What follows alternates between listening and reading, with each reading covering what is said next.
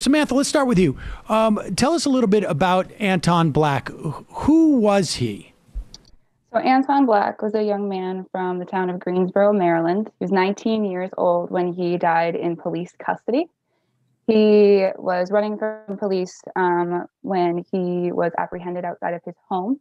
And then via body cam footage, people are able to see that he is put into the prone position, a position that is similar to that of what George Floyd was in, and then has the weight of multiple police officers on top of him while he is shouting that he cannot breathe and that he is calling out for his mother and telling her that he loves her because his parents watched him pass away in front of them after trusting the police officers in what was happening and how they were handling the situation. Now, Anton was in the midst of a mental health crisis, which is why he ran from police officers and why he was initially under suspicion for kidnapping a young child. That was not the case. He was in the middle of this mental health crisis and happened to be with a young cousin of his. But ultimately, after he had this altercation with police, he did die. And Dr. David Fowler, who at the time in 2018, September specifically of 2018, was the chief medical examiner of Maryland, he ruled this death as an accident. He ruled this death as an accident. And subsequent to that, J.D., there was a lawsuit brought by the Black family, correct? There was the Black family and a coalition for Anton Black, for justice for Anton Black. And what was the basis of that lawsuit? It was basically a wrongful death lawsuit that came against the officers involved and some other officials that were connected to this case. And Samantha, what was the basis of that wrongful death lawsuit, despite the fact that David Fowler, the forensic, I guess the coroner essentially, had ruled that it was an accident? What was the basis of it being a wrongful death? Or tell us a little bit about the other information that was found when an independent investigation of his death was done. Yeah, so there's a couple of things there, Sam. I think when I was searching through this lawsuit, the thing that stuck out to me the most that I wasn't expecting is in the first words of the introduction of this lawsuit. It says 2 years before George Floyd died at the hands of police. And then as some more description, Anton Black died in a chillingly similar manner. And in our article and for our reporting, we go through those many similarities where George Floyd cried out that he couldn't breathe. He was pinned in the prone position with the weight of multiple police officers on top of him. He cried out for his mother. All of these similarities between him and what I just described as Anton Black were present. However, George Floyd was ruled by two separate medical examiners as a homicide. Anton Black was ruled as an accident. And this is this was interesting is the wrong word, but it was very strange to us because when we looked up the medical definition of a homicide, and what some people don't realize is that there are differences between the legal definition of homicide and the medical definition of homicide. The medical definition of homicide says that any volitional act that leads to the death of another, it should be ruled by a medical examiner or a coroner's office as a homicide. And again, this is per the definition of the National Association of Medical Examiners, of which Dr. David Fowler used to be president and was a fellow. So multiple experts that we spoke to in our reporting said that this should be ruled as a homicide. However, Dr. David Fowler ruled it as an accident. That's fascinating, and I was never, frankly, I had no idea that that there was this distinction between a medical determination of homicide and a legal distinction of homicide. JD, you guys spoke to Justin Feldman, an epidemiologist at Harvard University, and his quote was, "If the force was intentional, whether or not you wanted it to cause death, it should be ruled a homicide." So in other words, from a legal perspective, theoretically, you could say that a death was an accident, even if the force was intentional, because the force could be justified.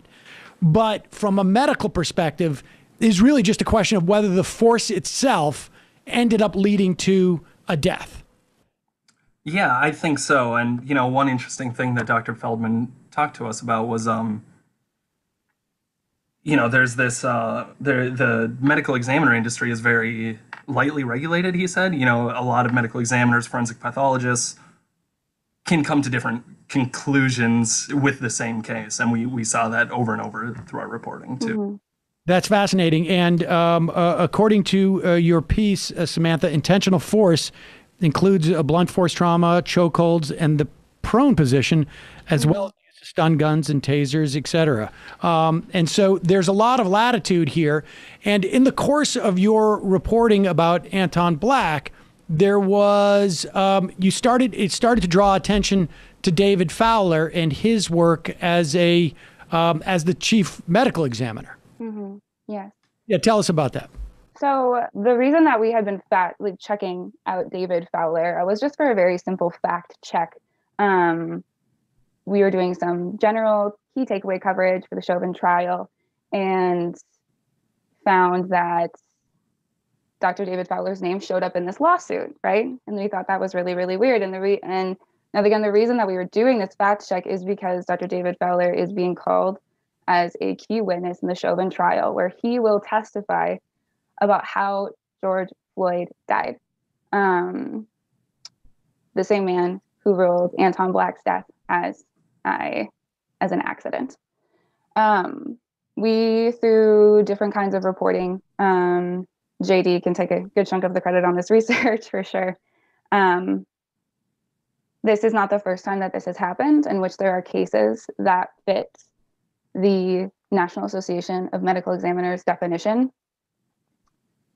of a homicide that have not been marked by Fowler's office as a homicide. All of these different men across Maryland. So, for example, Taywan Boyd and Tyrone West were these two young Black men who had died in police custody and suffered intentional force by police officers and then died. But they were ruled to be an accident. And this is something that we kept popping up. And the common connection between these things was Fowler, initially beginning with the fact that he is a key witness for the defense of Derek Chauvin. And I think that in our reporting, Sonia Kumar, one of the attorneys for the Maryland ACLU, put it in a very interesting way about this idea of taking science not necessarily being objective, and this idea that you can take an opinion and essentially export it over to another place, from Maryland all the way to Minnesota. So wait a second. So the question of taking an opinion, that the idea that the definition in the context of Maryland may be different, or that simply you would shop around for an expert who is more prone to find that deaths at the hand of police are accidents as opposed to not. Yeah, it's exactly that one.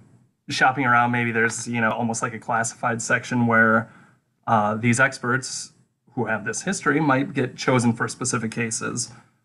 We couldn't prove that that's the case here, but we, as Samantha laid out, there are all these cases that Fowler oversaw as chief medical examiner where the police narrative events seem to have been followed. And now if he's going to be defending Derek Chauvin, Sonia Kumar from the ACLU of Maryland basically said he's going to be exporting those biases. That's interesting. Hi, I'm Sam Seder. You can watch the rest of this interview and more on our Peacock show, which streams at 5 p.m. weekdays on The Choice from Peacock TV.